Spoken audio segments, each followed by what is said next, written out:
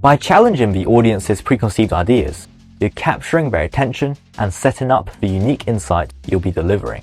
And that's the key.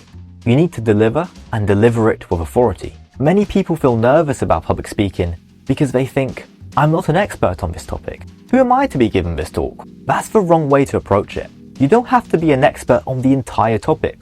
You just need to be an expert on your insight. You're not expected to know everything about emotional resilience or leadership or whatever the subject may be. You just need to know your own unique perspective. And that's what makes you qualified to speak. That's where your confidence comes from.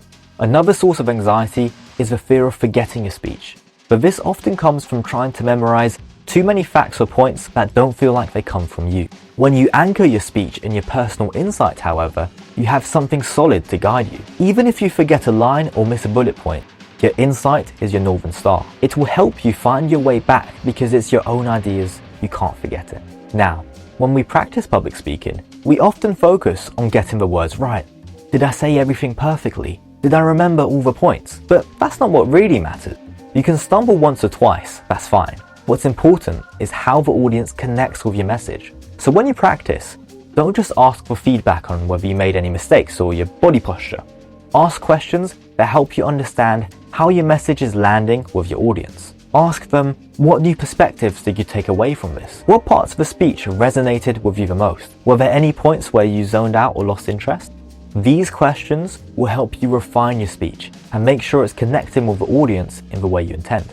Now, you might be thinking, but what if I'm just presenting facts? What if I'm at a work conference or giving a scientific presentation? Isn't it all about the data? Actually, in these situations, insight is even more crucial. They will make you stand out. You're not just there to present the data, you're there to give it meaning. Even in a science presentation, you can offer insight by highlighting what the data means for future research or how it can challenge previous assumptions. Your insight is what makes the facts come to life for the audience. And here's something to think about.